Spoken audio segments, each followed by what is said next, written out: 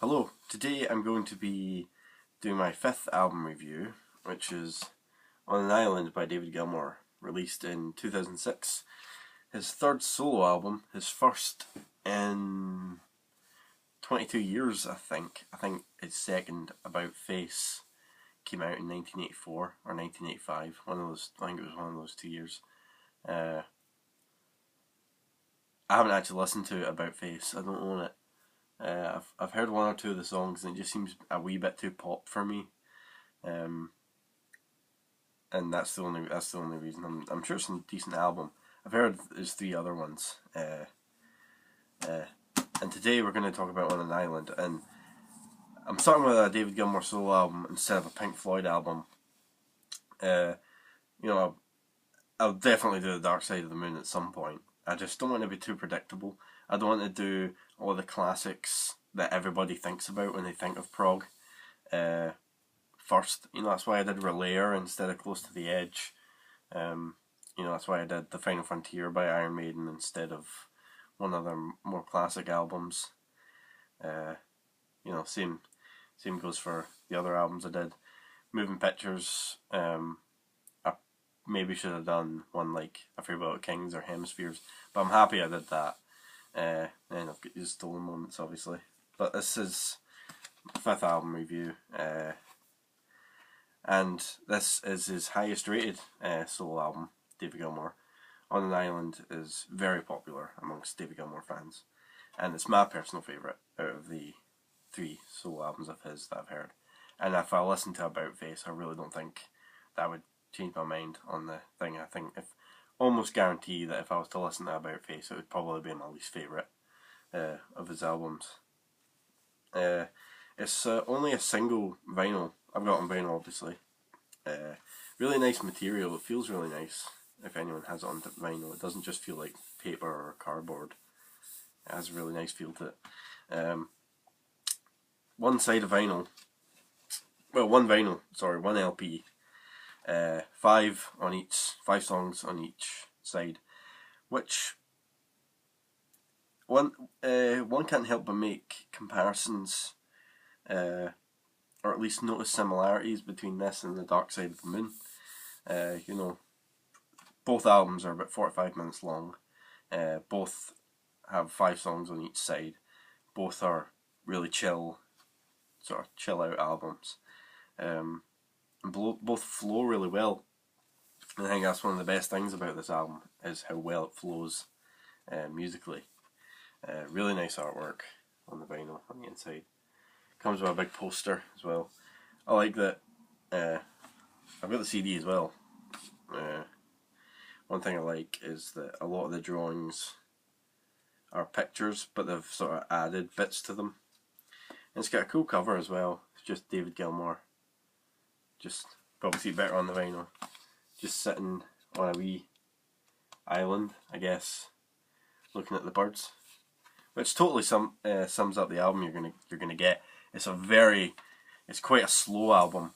I love it because it's slow. It totally works that way. But if you're going in it expecting something like The Division Bell, then you'll be disappointed. It's not like The Division Bell. There's not many rock songs on it. There's about 2 songs on it that I would consider rock, and the rest of it's pretty slow. But that's why I like it.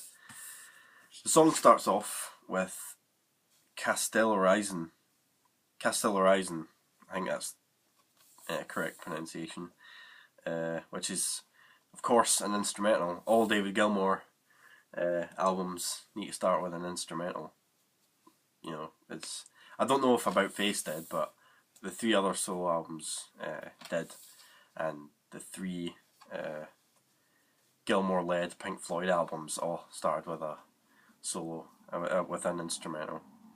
Castell Horizon is a wee bit of an overture. It has bits that do crop up later, but I wouldn't call it an overture in that sense of the word. It's more just a chill start, more just a good way to get going, more than an overture. But there are a few wee reprises later on that you'll hear. A lot of different styles as well, Castell Horizon. it instantly grabs your attention because of how it's only about 3 minutes, but it's got very different styles and it changes quite a few times. But you're never have any delusions over the fact that this is introduction. It is very much an introductory song. Track 2 is the 6-minute title track, On an Island. Before I go any further, I want to say that this is one of the few albums that I absolutely loved on first listen. Most albums that I love, like Close to the Edge, just an example, Close to the Edge, took me a good few listens to really get into, but this absolutely loved on first listen, and I haven't listened to it that many times straight through. There's certain songs that I've listened to more than others, and whenever I do listen to it straight through, I think, oh, I forgot how good that one was. You know, it's one of those albums where every time you listen to it, if you don't listen to it too often, you'll get a nice surprise at how, you'll surprise yourself over and over again at how good the album is.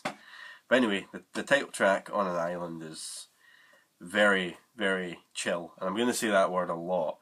I'm just going to come out and say it's a total stoner album. Like, albums like The Dark Side of the Moon are stoner albums. This is one of them. This is a chill out album that you sit back with your headphones in or your earphones with a psychedelic lighting on the ceiling with your mates or whatever, and just totally chill out to it. It's one of those albums. On an Island, the song, I think the lyrics are about how the memories of people who've died live on in life. I think that's really beautiful. There's a lot of beautiful imagery in the lyrics, like we lay side by side between the moon and the tide, mapping the stars for a while. Then let the night surround you. We're halfway to the stars. Ebb and flow, let it go. Feel our warmth surround you. That's really beautiful lyrics. I always find myself looking forward to that chorus bit because it's so atmospheric, very emotional. That's another thing about this album. It's an extremely emotional album from start to finish. Every song has a vast array of emotions flung in there. But On an Island features about 2 or 3 guitar solos, and David Gilmour just totally shows that he can pretty much write a decent guitar solo for any song. If you were to give David Gilmour any piece of music and say, write a guitar solo over that, he'd pretty much come up with something brilliant in 10 minutes, probably. But I mean, I don't know how many guitar solos this album has, but there's a lot, and pretty much all of them are really good. On an Island sort of ends in a sort of moody way. It's sort of a reprisal from the beginning of the song, near the beginning. Which is my one complaint with the song. I wished it had more of a happy ending. Like the chorus, that's very beautiful and it's sort of uplifting, but then you get this moody guitar solo and it sort of takes me out of the happy mood, you know. But that's okay because track 3, The Blue, brings you right back into it. The Blue is just absolutely beautiful song. Probably one of the slowest and chillest on the album. It's total David Gilmour. You know, Roger Waters was always the heavier one who would create the sort of more, though not all the time. David Gilmour did write a lot of the more guitar heavy driven songs, but if you listen to his solo albums, they're definitely not quite as chill as David Gilmour's. They can be very angry at times because of the politics, and they can be very heavy. But The Blue is just an absolutely beautiful song. It's got a beautiful guitar solo, beautiful lyrics, again, beautiful imagery. The song makes me picture being in deep, cool water. Really quite deep, but not drowning, like being able to breathe in the water and just totally being at peace. It's one of those things. It's one of those songs that just has beautiful imagery with it. It makes you think of water because of the blue, the title, and stuff like that. And it's just kind of hard to describe. It's one of those songs you just need to listen to it. It's just so chill. Although I've heard quite a lot of people dislike the album because it's too slow. I'd say that's one of its strengths, how slow the album is. It's a soft rock album. It's a soft post-progressive album, I'd say, and The Blue is one of its standouts for me. Absolutely fantastic song, in my opinion. Track 4, maybe my favourite, Take a Breath, is one of the heaviest, probably the heaviest song on the album, Take a Breath. And I think it's about depression. I think the lyrics are about depression. And about how sometimes you need to, if you're going to help someone, you need to be harsh. You know, sometimes you need to sort of tough love sort of thing to sort of you need to push someone in the right direction if they won't go themselves, sort of thing. The lyrics say, if I'm the one to throw you overboard, at least I showed you how to swim for shore. It has another fantastic guitar solo, really cool middle section, really quiet, quite eerie, and I think that symbolises the depression. And then triumphant guitar solo when it all kicks back in towards the end. But I found myself going to listen to it like, take a breath, take a deep breath now.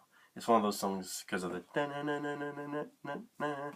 just, it feels like David Gilmour just knew exactly what he was doing to create a fantastic atmospheric track on the album. On the whole album's like that. It is one of the best prog albums I've ever heard. It's an amazing album. I'd say it's right up there with the best Pink Floyd ones. So, I don't mean to overhype the album. I genuinely think it's that good.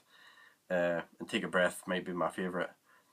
Though I'd say there's 3 that I'd say are my favourites. The Blue, Take a Breath, and another one, and we'll get to it. But Take a Breath's fantastic. I do like that there's 1 or 2 heavier ones. It sort of breaks it up a bit, gives it a bit of variety. Though I'm glad there's not too many. 2 or 3 is enough. 7 slow. There's about 8 slow songs on it, and 2 sort of faster, sort of heavier ones. And that's good. I'm totally happy with that. But Take a Breath's absolutely brilliant. Really uplifting song. And after The Blue, it's one of those albums that you need to listen to straight through because it's got such a great flow. Track 5, the last track on the first side, Red Sky at Night, is an instrumental. There is 3 instrumentals on the album: Cast Still Horizon, Red Sky at Night, and there's one on side 2. I'd say Red Sky at Night is probably my least favourite of the 3 instrumentals. Though it is a good side closer. It does sort of lead up well to This Heaven if you're listening to the CD version. This Heaven is track 6, and it's David's feelings about religion and how he says he doesn't need it. It's not like anti-religious the way Roger Waters' lyrics would be. If Roger Waters was to talk about religion, he'd say like, fuck religion. I think that was the first swear in any of my videos. Remember that. David Gilmour's more, you be religious if you want. I personally don't need it. I'm not interested. I'm happy the way I am. And David Gilmour's always had more of a chill outlook on life. He's never been quite involved as involved politically as Roger. Though Roger, I'm sure, isn't going to force you to not be religious. He just has a very anti-religious view, and that's fine.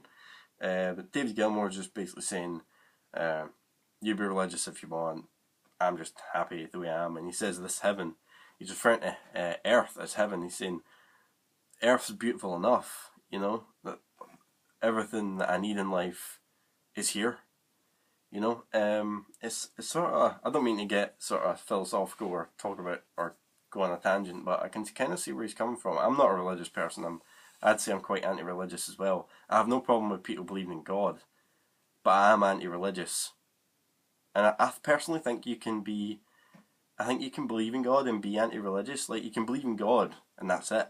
But when it comes to, loads of people getting together to follow one person and, you need to follow a book exactly by the rules, and religion has been used to control people. I mean, I know religious people that won't deny that.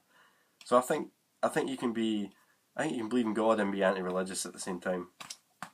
But I sort of like what David Gilmour's saying.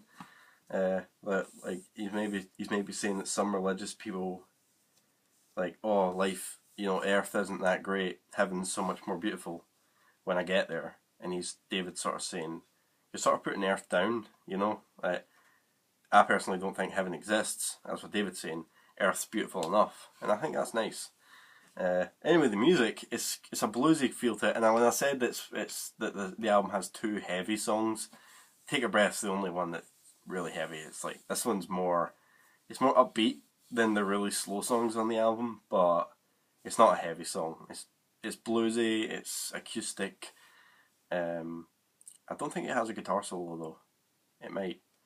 I really should have listened to the album just before doing this review. I haven't listened to it straight through in about a couple of months, but I do remember each song. But this Heaven's, I'd say, one of the stronger ones on the album. Though the whole album's good. It's like The Dark Side of the Moon.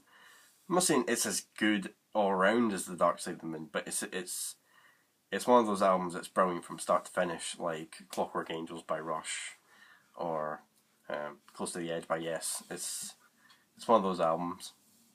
Anyway, the second song on the second side is Then I Close My Eyes, which is the third instrumental and my favourite. And I'd say it's one of my 3 favourite tracks, along with Take a Breath and The Blue. It's so beautiful and chill. I know I've said that word like 100 times, but it is the best way to describe the album. So chilled out. You get David sort of going doo doo doo in the background, but this guitar sound, he was like doo doo doo doo doo doo doo doo doo. But you've got that sort of sound that you get when you play music backwards. When you like press rewind, that sound that you get when music's playing backwards, and I think that really adds to the quality of the song. It's just another example of such brilliant musicians like David Gilmour can add in little bits and think of things that are not many other people would think of, and come up with something really, really brilliant. But it's a fantastic instrumental, my favourite one on the album, and I'd say it's one of the absolute best songs on the album. Really atmospheric, really emotional. That's probably why I love it so much. It's a very emotional song, track in my opinion. Track 8, or side 2, track 3, is Smail, which may be the slowest song on the album in terms of what's going on instrumentally. It's just acoustic, I think. I don't think there's any other instruments at all. It's just acoustic guitar. It's a nice wee song. That's probably the best way to describe it. It's a nice wee song. Lovely wee song.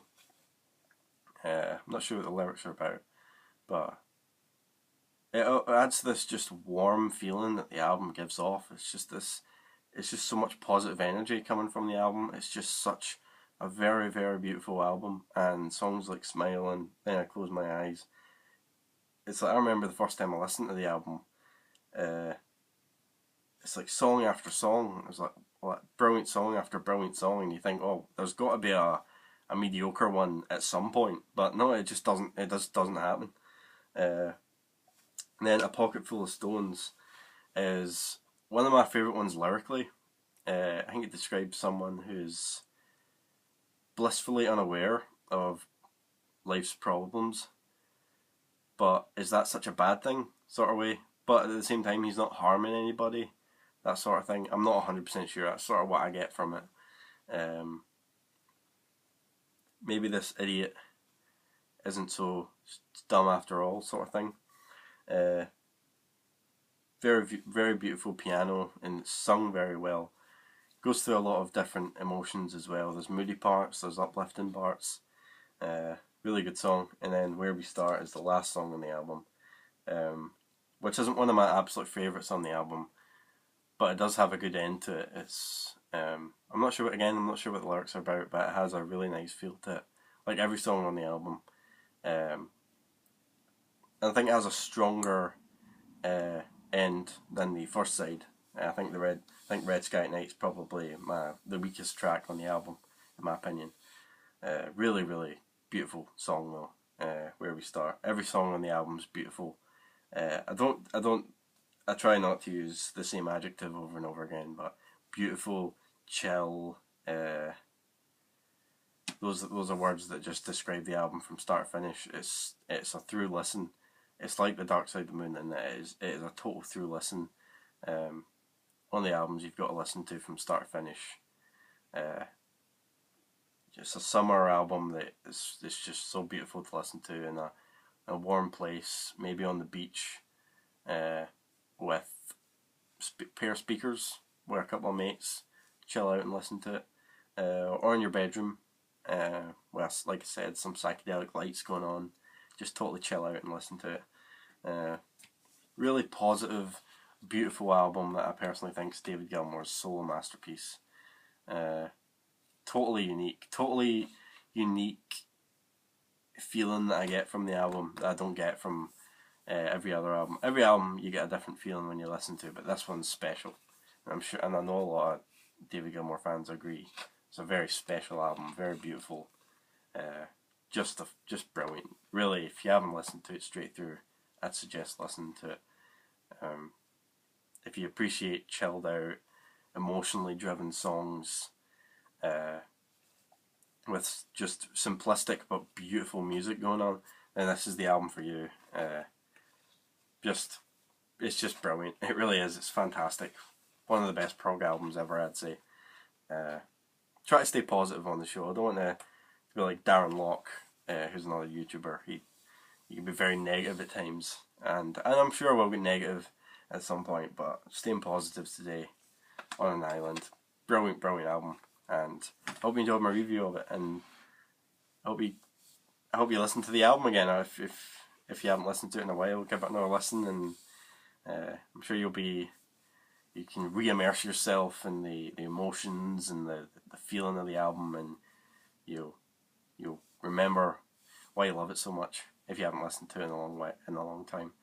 It is better than Rattle That Lock, his newer one. Though Rattle That Lock, I didn't give enough of a chance on first listen. I think the more I listen to it, the more I like it. But I don't think I'll ever like it as much as On an Island. That's David Gilmour's masterpiece, and I'll get Roger's masterpiece at some point as well. Longer, but still very much a masterpiece. I'm used to death. Get to that at some point. But this is On an Island. Thanks for watching. Reviewing during the day again.